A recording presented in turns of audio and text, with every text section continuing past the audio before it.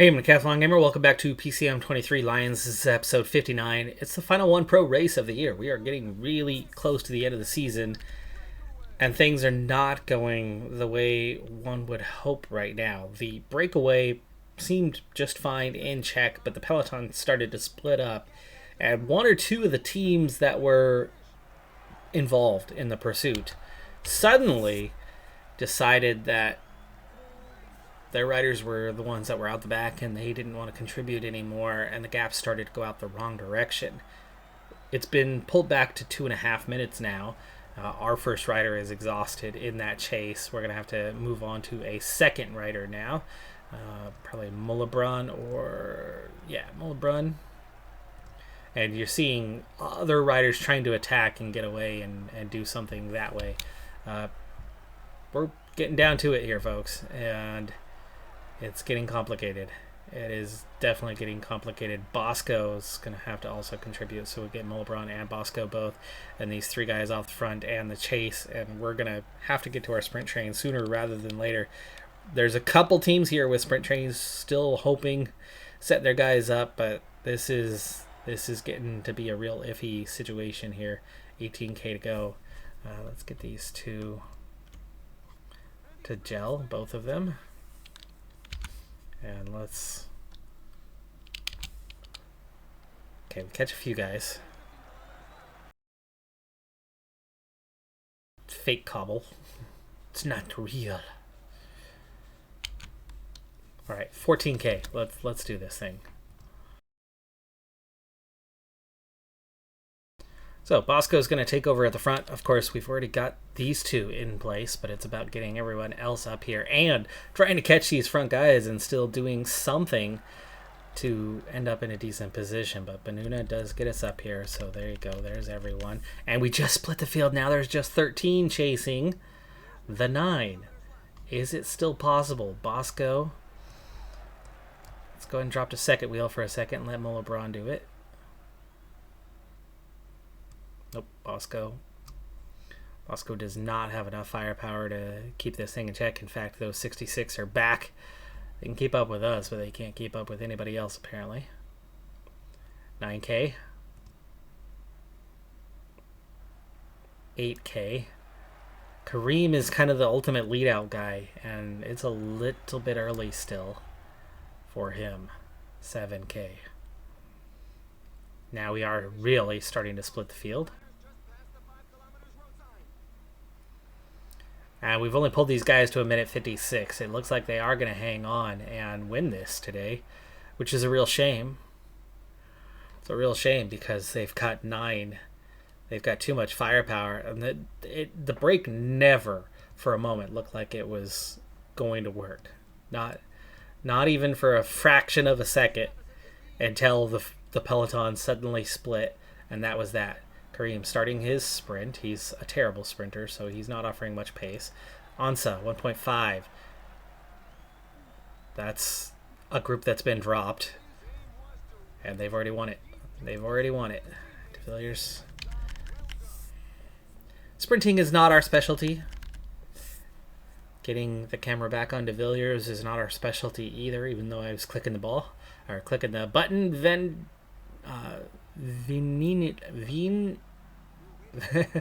Veenendaal. It's not the regular, it's not Van Dienendaal. Anyway, Van Veenendaal takes 10th. Meeting Gaviria, Webb, Ackerman, Van Tricht, Garcia Cortina. De Villiers would have had a top 10, instead it's only a 17th. We beat a number of sprinters. We were not on the list of favorites at all. Disappointing day, though. Big loss of points.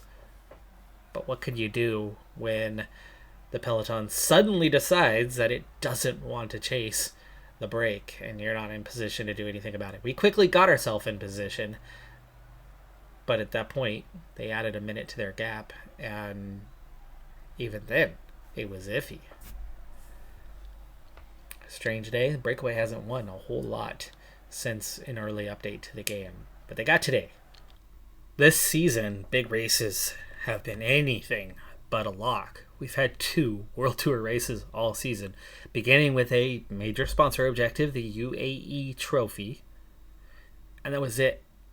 a busy, busy first 3-month calendar, and we got one World Tour race. Of the 5 continental races, 2 pro, we got 3 of them. In the 1 pros, even then, it was less than half. April and May, again, 1 World Tour race, the Frankfurt Classic. Of the 2 pros, only 2 out of the 4. And just 2 out of 5 in the 1 pro races. So even for the Continental Pro races, we essentially got into half or just under half of those races, and we're not going to see another World Tour race. June and July was better for us in the 2 pro, as we got 4 out of 5, and in the 1 pro, 1 out of 4. In the final stretch, the 1 pros, we only got 2 out of many. That looks like more than 10. In the 2 pro, we got 4, just over half. But in the World Tour, we finally have a period with not 1, but 2 World Tour races, which will double our total for the entire year. We have a second Grand Tour, or not Grand Tour, a second tour on the World Tour calendar. Tour of Guangxi. It's the weakest one in the entire calendar. 6 stages, 1 climbing stage, and we will focus on the climbing for that stage. And this, our biggest race of the year, it's a monument. It's a major. Lombardia. We are going to participate in Lombardia. Alright, we're going to get the race in its entirety. This is also going to be where I wrap up the episode, but we've got the whole race to go. So, wow. Oh my goodness. Oh, this is brutal. Every single rider on the team, every single rider on our team has come into today with a 90+% fitness level. Not one of them is suffering from fatigue. Not one. Not one. But this race was completely unexpected. Did not expect to get this on the calendar. So it's not an objective for anyone. No one's going out of their way to prepare. We have 1 fitness peak, and we have 1 rider. 1 on the team, Arengana, who has low motivation and an expected -2, where we have a +3 expected for Johannes Dalek. And that's because he's on a fitness peak. Now you can see the impact of those two, the -5, the +5 guy. But as a whole, we are looking at a -6 draw instead of the +1 that was expected. So it's a -7 draw for the team. That's a -1 average per rider, and that's going to make it so much harder. This, folks, this is our biggest opportunity of the entire year. This is the biggest one-day points haul that we've had available to us. Now, expectations are low for 2 reasons. 1, that we just found out, the absurdly bad draw. But 2, the high quality in the field. Lombardia is the final monument. You got 4 of them in the first part in the Spring Classic season, and then you have 1 at the end of the year. And this is it. This is a massive race. It's super long. We still have 231K to go, and a lot of climbing along the way. It's a hard race. It's a long race. It's such a tough race. This is a race that, in real life, it's October. The season is done for most riders, or nearly done. It's wrapping up. They're easing off their fitness peaks. The fatigue has set in, and they're just trying to finish out the season, the last few races on the calendar. And there's World Championships, and there's Lombardia. For some, like even before the Vuelta kicks off, it's already like wrap up the season kind of mode for a lot of riders. So this is a big deal. It's one of a couple big races at the end of the season. For some riders, they'll focus on it. They'll keep their fitness level up high enough, long enough to just make it to here and then go into rest mode. For others, they've already shut it down. So you're going to get a mixed bag of a few riders that focus on this race. You're going to get a mixed bag of riders that are hanging on doing okay, neutral at this point. And then you're going to have, not half, but you're going to have quite a few riders in this field that are feeling it in the legs and going to struggle on a day like this. I came in with a whole lot of neutral. We should have been able to be semi-competitive with that and maybe squeak out a top 10 and get a big haul of points. Because while as a whole, the UAE Tour added up to more points than what you get here. Because it's a whole week tour and lots of stages. And I seem to remember us doing pretty okay at the UAE Tour and getting a big haul of points that started us off really well to start the season. This was the biggest one-day haul that we could get, and it was looking so good when it was loading up. I'm bitterly disappointed, but I'm going to move on. I'm going to get over it and now get on with the task at hand. First off, we've already gone under the 200 kilometer mark. I've got everyone climbing solo right now, and right now it's not a big deal because there's no pace. Right now we're not pushing hard, though. We already allowed the breakaway to get kind of its maximum range, and we've actually pulled back like half a minute or something as we hit the biggest climb of the day. We've reached the top. So that's good. That part's done. Big old mountain saddle before we head back down. A lot of a little mini undulation through here, a little up down before we go down the other side of the mountain. We need water already. I need to decide who our leaders for the day are going to be. Race day condition will impact that because a -5 is just not going to get the job done. I do see that Samuels has a -1, so he'll certainly be among the leaders, if not the leader. Johannes Stalik with a +5 and a Shimway with a +2 might be in the mix for that, but we'll see where they sit. Are those the three that are best? What can we do? What do we need to do? Arengana needs to go get water. Let's start with that. He will protect Samuels after. Samuels, yeah, just a -1 to stamina. Not too bad. Could be. Should be better. Hanoke, definitely not a leader today. A Shimway definitely is. So let's go ahead and protect. Johannes Stalik, 76, and lots of good bonuses. So Roteasir will protect him, and Kareem is definitely not a leader. So we will protect Samuels, I guess. Arengana. Or Hanoke. Hanoke is going to be the other guy. Yeah, he's got fantastic stamina. So Arengana is going to be the other leader. And Hanoke's going to be the other leader. Arengana is going to protect with his -5. All right, now we're looking at 155K. Gap's already down inside 7 minutes. There's only 6 riders in the break. Let's check on who is there. Herzog. We have Dainese. Coming back behind him is Clays. Martin. Louvel. Brutameso. Is that all of them? Yeah, back to Herzog. They just dropped somebody too. Dainese has been dropped. He did not quite make it over the top of that climb. They lose a little bit of firepower, makes it a little easier on us, which is a good thing, especially with this race day condition draw. Getting into those last kind of triple climbs with most of the team intact is going to be better for us than being down to 2 or 3 guys already by that point. 132K, we're going to need to get water again here fairly soon, and we're getting into, shortly after this climb anyway, the easiest stretch of the entire race, besides the first kilometers, which aren't necessarily easy because you're fighting over the breakaway.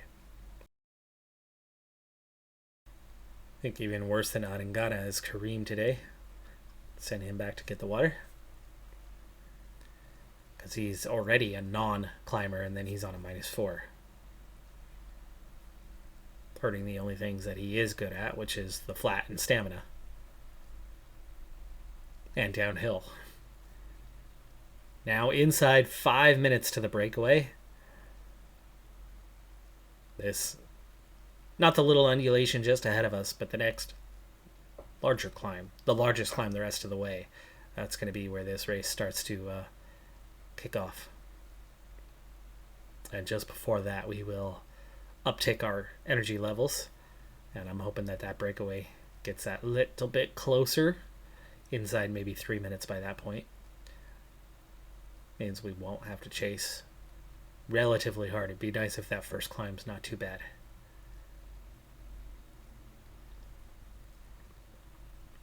Field split for a moment, but in reality, just 3 riders off the back. 90k. We still need water one more time. And the first of breakaway guys wanting to kind of go for it and reestablish. Breakaway still has 350 though, so it's not a good idea to try to break away now. 80k. Let's go ahead and up the protection level. And as soon as we go over the top of that climb, that's when we'll get the water the final time. We're a little too close to the climb to want to do it now. Go 85. Get those mountain legs going. And 3 minutes. This is ideal on that part. We've got them right where I want them to be at this point in time, because it means we have them close. We don't have to go crazy. There's the first big acceleration and attack as 4 riders go off the front, but then it's countered. So it does get a little bit crazy, and you can see that it starts to put the hurt in the legs. So the breakaway part was looking good. The balance in our team and feeling this thing, not looking so good. But Roteus here, Kareem, Adangana the furthest back. And they were the domestiques. Everybody else held their position fairly well. They just literally couldn't keep up. You hit the top, it levels off, and then you go up again. We'll check back in with where things are at, how things are doing. Kareem's a little too tired to handle the water, so is Arengana. So Roteus here will take care of it while everybody else is getting back in place. Oh, look at that, a big split.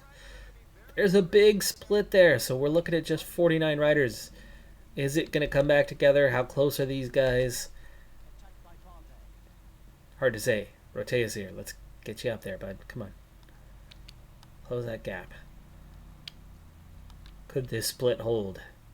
We've got almost a minute to chase group. Chase group just split up trying to chase us down. Comes back together. Still holding 54 seconds.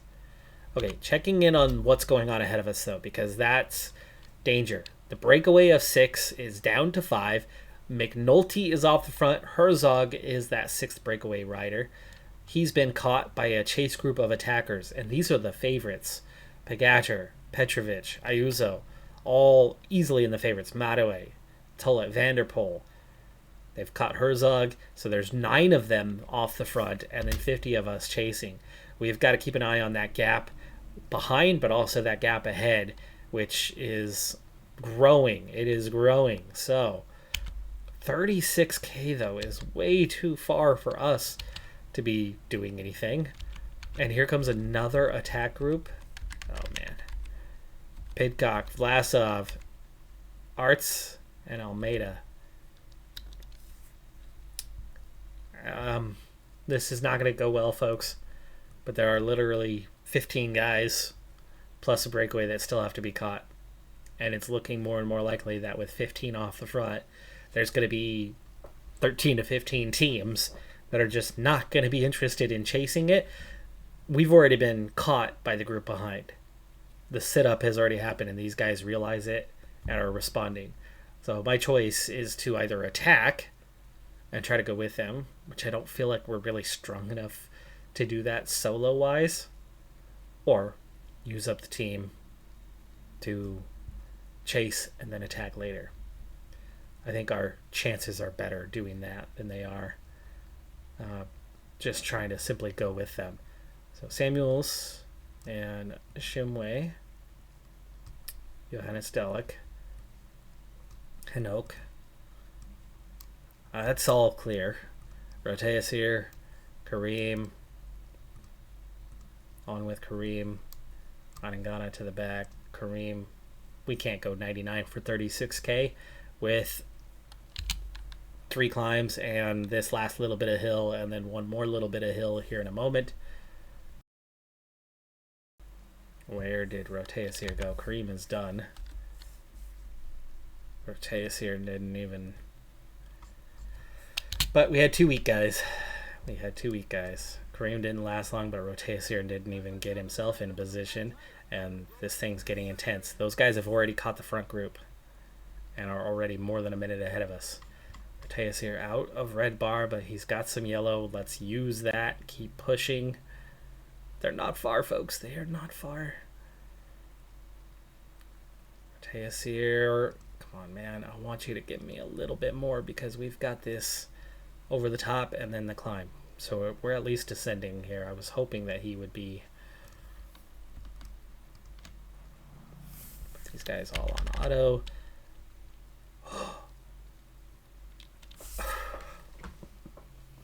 We caught up.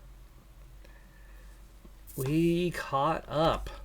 Samuels is at the back of it. It may split. There might be a split right ahead of Hindley. But we have bridged the gap, folks. This is the front 33. We're back in the race.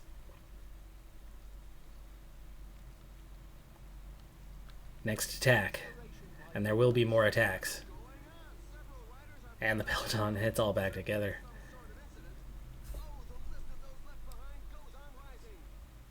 And Oak. Setting tempo. I got 4 guys. Mataway, Leknasun, Tullet.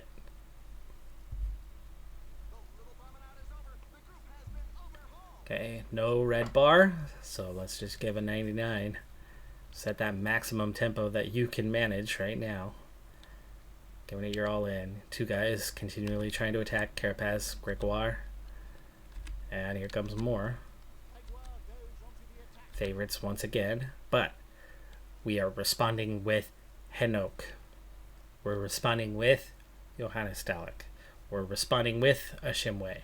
We're saving Samuels. Down to 23. We've split off that group just barely, but there's 23 separated plus 1 at the front, and somebody with a good downhill makes contact. Henok will again use up that red bar, giving us max speed right now, and then he'll hit the base of the climb going as fast as he can. We're going to use Johannes Dalek on the next climb, though. So we are going to use his gel now. Henok is not going to go as long as he can. Johannes Dalek will take over here fairly soon because you can see this kind of tempo they're setting. But we just can't set that tempo for terribly long. So drift, drift, drift, drift, drift. A little bit more, 1 more bike length or so, and then it's on to Johannes Dalek. Yep, here we go. Johannes Dalek comes forward. Henok try to grab the back. Because Samuels is now the last man in the peloton, which is certainly not good. Don't want to be back there. That's it. Henok is out. Gregoire. See his effort. Now he's struggling at the back. Godu, is he trying to protect him? Johannes Dalek there has managed to get us forward.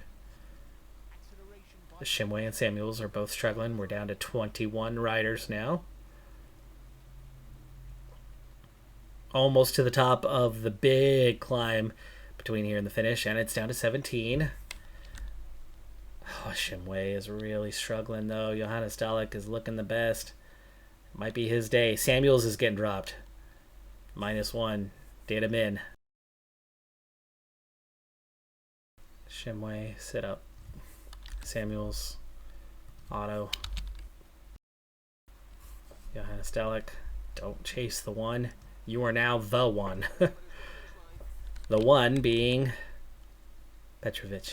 Mr. 80 mountain, 79, 80, 77 acceleration, 80 downhill, 82 stamina, and +4 to the top of all that. So we got 12. Shimway did take Vlasov out. Good. Struggling to hang on. Last climb. 6K. 6K. Sitting on.